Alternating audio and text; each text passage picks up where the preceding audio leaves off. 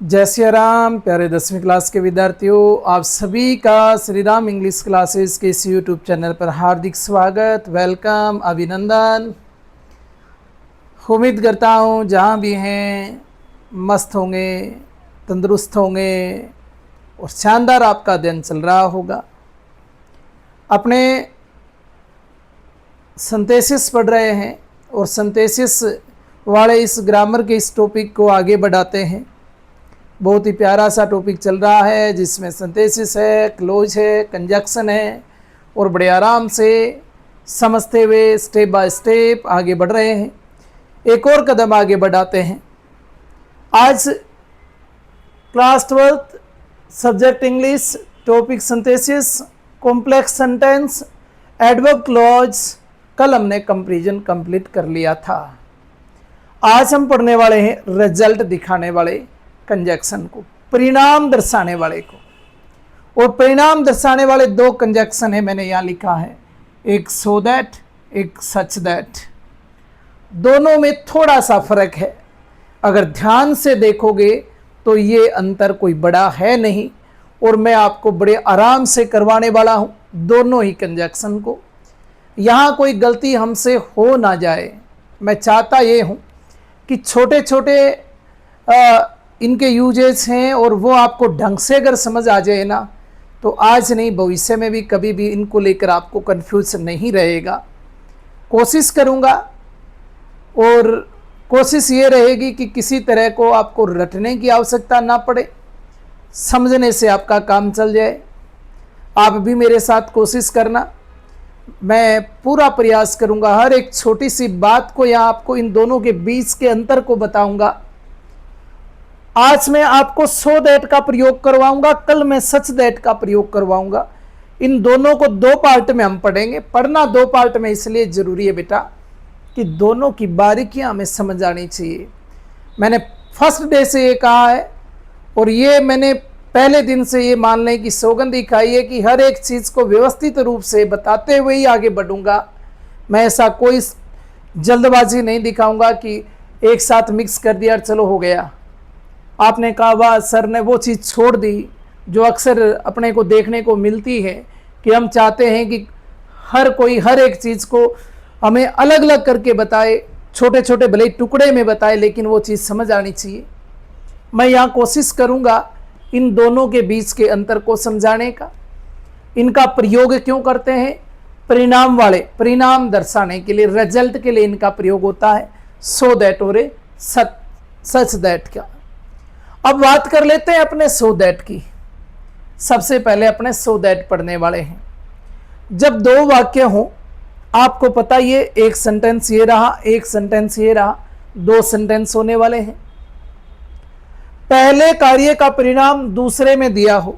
पहले में ये they we were very tired, we set down to take rest. ये देखो हम बहुत थक गए थे और थकने की वजह से रिजल्ट क्या आया कि हम बैठ गए रेस्ट करने के लिए। तो पहले कार्य का परिणाम दूसरे वाक्य में दिया हो। पहले में दिए गए एडजेक्टिव एडवर्ब से पहले वेरी के स्थान पर आपको एडजेक्टिव मिलेगा, एडवर्ब मिलेगा और उससे पहले आपको वेरी मिलेगा। के स्थान पर सो तथा फुल स्टॉप के स्थान पर दैट लगा देना है। क्या ऐसा दोनों में होगा? अगर सो दैट और सच दैट दोनों में ऐसा होगा तो फिर अंतर कहाँ है? हम अंतर कैसे जानेंगे? बिल्कुल बताऊंगा। आप इसी बात को ध्यान से पढ़ोगे। बस मेरा आपसे निवेदन है कि आपका ध्यान यहाँ रहना चाहिए। जो मैं बात एडजेक्टिव की, एडवर्ब की कर रहा हूँ, उस पर आपका ध्यान जाना चाहिए। पहले इसके स्ट्रक्चर को भी देख लेते हैं कि सो दैट का स्ट्रक्चर क्या होता है। सो आया, सो के बाद एडजेक्टिव आएगा, एडजेक्टिव और एडवर्ब के बाद ठीक 10 दैट लग जाएगा और फिर अगला क्लोज आ जाएगा। नहीं समझ आया? कोई बात नहीं, अब पक्का समझ में आएगा जब इनको अपने एग्जाम्पल में उतारेंगे। सारी बातें अपने एग्जाम्पल में करते हैं, ध्यान देना। वी वर वेरी टायर्ड, हम बहुत थक गए थे। We set down to take rest, और इसका परिणाम ये आया कि हम आराम करने के लिए बैठ गए, थकने का परिणाम आराम करना पड़ा, ये इसका रिजल्ट था। एक वाक्य, पहले वाक्य के कार्य का परिणाम दूसरे वाक्य में देखने को मिला। अब देखो, जो कार्य आपने किया जिसका परिणाम वो था, तो उसमें आपको एडजेक्टिव या एडवर्ब नजर आ रहा है, उससे पहले वेरी नजर आ रहा है, तो आपको कुछ नहीं करना, इस वेरी की जगह किसका प्रयोग कर देना है, इस वेरी की जगह सो का प्रयोग कर देना है, और फिर आ जाएगा टायर्ड। और फुल स्टॉप जो दिख रहा है ना, या आपको दैट लगा देना है, लगा दिया बेटा। उसके बाद दूसरा सेंटेंस लिख दो पूरा यूं का यूं। तो ये हो गया सो दैट का प्रयोग। आपने सो दैट का प्रयोग करते हुए कौन सा सेंटेंस बना दिया, कॉम्प्लेक्स सेंटेंस बना दिया। सर क्या सच दैट भी ऐसा है? ना बेटा, थोड़ा सा फर्क है उसमें, वो मैं आपको अगली वीडियो में बताने वाला हूं। इसको आप ध्यान से देख लोगे ना, तो उसमें इसमें अंतर क्या है, उन दोनों के अंतर की बात अपने कल करने वाले हैं। आज पहले सो दैट को बढ़िया तरीके से देख लो। क्या मिलेगा, एडजेक्टिव या एडवर्ब मिलेगा। उससे पहले क्या मिलेगा, उससे पहले वेरी मिलेगा। वेरी के स्थान पर किसका प्रयोग करना है, सो का। फुल स्टॉप के स्थान पर किसका प्रयोग करना है, दैट का। कब करना है ये तो हमें दिया ही नहीं होगा कि इसमें सो दैट का प्रयोग करें या सच दैट का प्रयोग करें।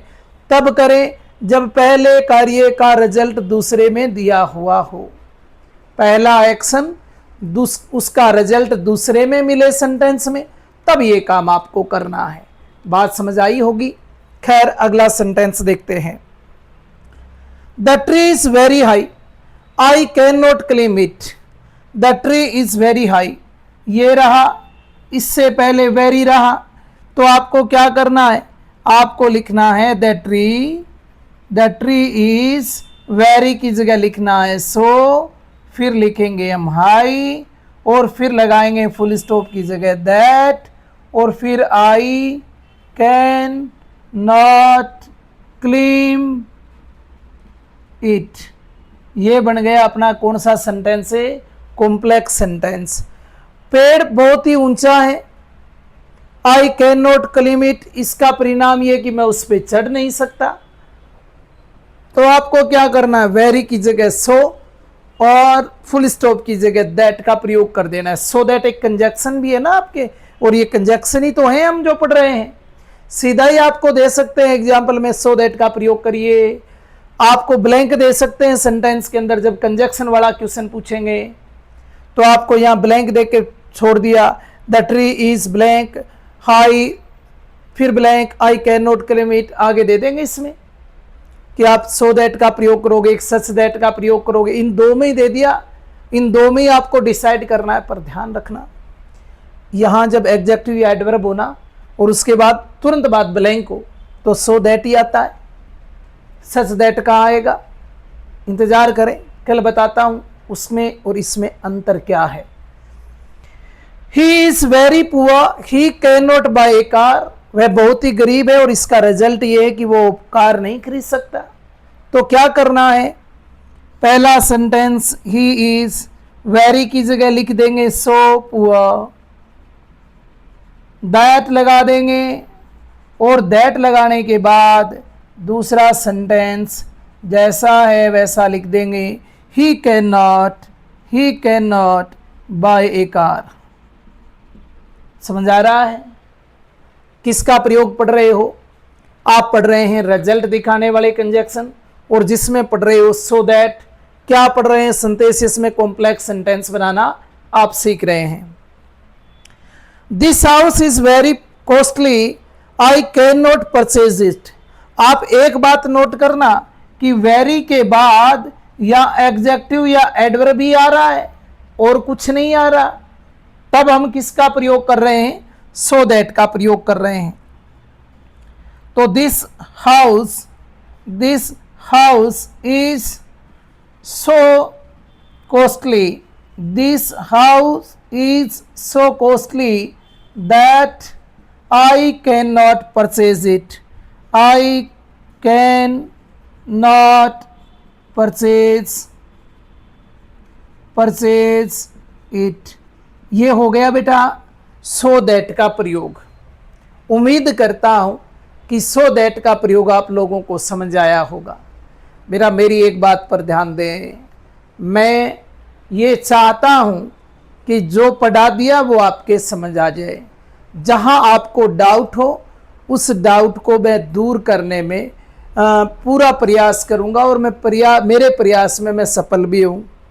एक छोटा सा आप लोगों से निवेदन है कि मेरी क्लास देखने के बाद आपको ये क्लासें ठीक लगती हैं, अच्छी लगती हैं, तो अपने दोस्तों को बताएं, ज़्यादा से ज़्यादा इनको शेयर करें।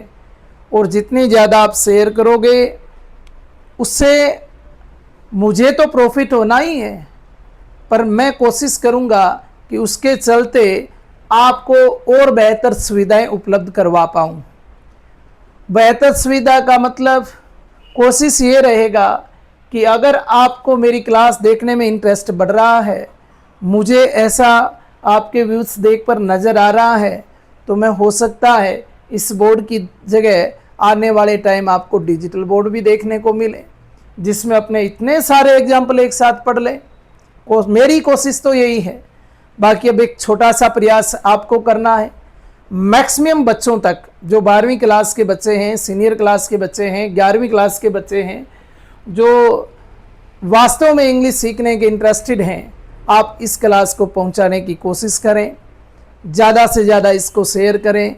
वो भले ही आप फेसबुक के माध्यम से, इंस्टा के माध्यम से, व्हाट्सएप के माध्यम से, जो भी जिस भी माध्यम को आप अपनाते हैं उसके माध्यम से इसको मैक्सिमम आप इसको अपने साथियों तक पहुंचाएं, ताकि ज़्यादा से ज़्यादा लोग इन क्लासों का लाभ उठा पाए।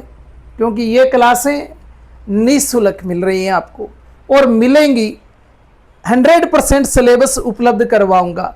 देखो अभी तो हमने ग्रामर पढ़ना शुरू कर दिया, मैं कंपोजिशन का हर पार्ट आपको बाय स्ट्रक्चर करवाऊंगा। अगर आप पैराग्राफ भी याद कर रहे हैं ना, तो मेरी गारंटी है रटने की ज़रूरत नहीं है। मैं 15 से 20 लाइन आपको यहाँ बोर्ड पे करवाऊंगा। जो 15 से 20 लाइन आपने याद कर ली तो वो पैराग्राफ भी याद हो जाएगा। रिपोर्ट भी मैं आपके इवेंट और एक्सीडेंट दोनों पे 15-15, 20-20 लाइनें उस पर भी तैयार करवाऊंगा। लेटर भी आपको बताऊंगा, इन्विटेशन का भी डायग्राम करवाने वाला हूँ, नोटिस का भी डायग्राम आएगा, यानी कुल मिलाकर जॉब एप्लीकेशन का भी डायग्राम आना। कंपोजिशन पार्ट तो शुरू ही नहीं किया हमने, रटने की आवश्यकता ही नहीं पड़ेगी, ये मैं आपको विश्वास दिलाता हूँ। बने रहिए, पढ़ते रहिए, मस्त रहें।